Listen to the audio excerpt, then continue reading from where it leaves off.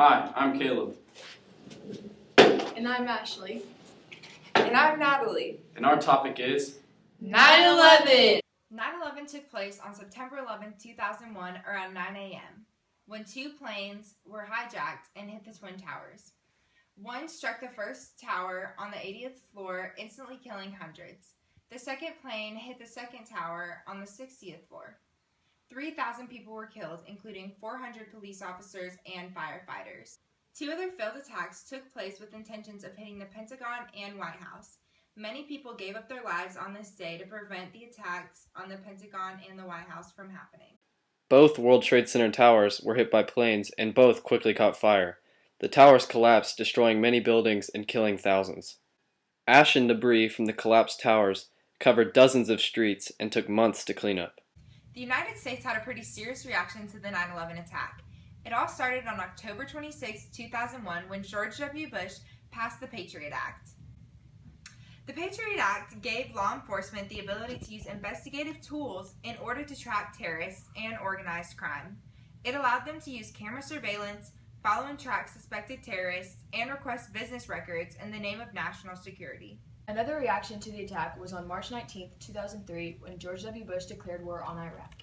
He outlined his plan to begin with the takedown of al-Qaeda and continue on with the nations that supported terrorism. By no means did he blame all Muslims responsible for the attack, but a majority of the Americans did. They refused to hire Muslims and treated them all as terrorists. Because of this, many Saudi Arabians left the country. During 9/11, President Bush was reading a book to school children when he saw the event happen live. Later that night, he addressed the country by stating famously, "Terrorist attacks can shake the foundations of our biggest buildings, but they cannot touch the foundations of America." The group behind the attack was the al-Qaeda. The al-Qaeda was led by the Osama bin Laden. Osama bin Laden is the terrorist responsible for these 9/11 attacks and was later killed on May 2nd, 2011. The two suicide bombers that crashed into the World Trade Center were Mohammed Atta and Marwan al-Shahid. In their planes, they smuggled box cutters and knives under bin Laden's orders. These two extremists sacrificed themselves for what they believed in. And now it's time for the mystery document! Just kidding, we're going to do a mystery quote. This mystery quote comes from the President's Declaration of War. It says, "We will not tire, we will not falter, and we will not fail." So I'm going to go with President George Washington. I knew I should have said John Adams.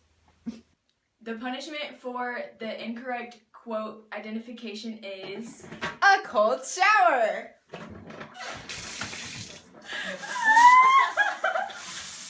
Oh my god!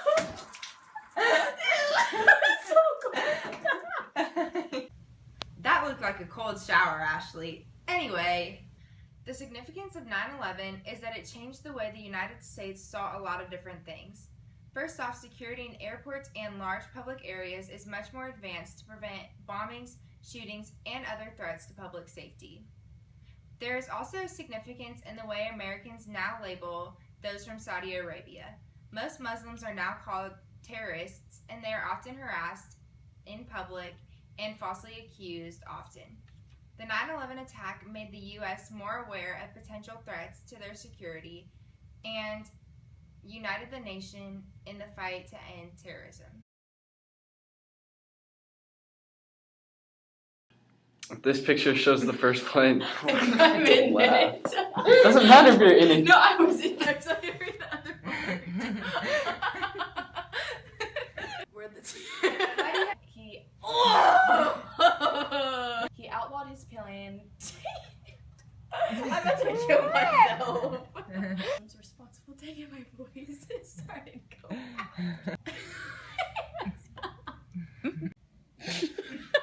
In their planes, they I was like, wow. The attack of 911. I have a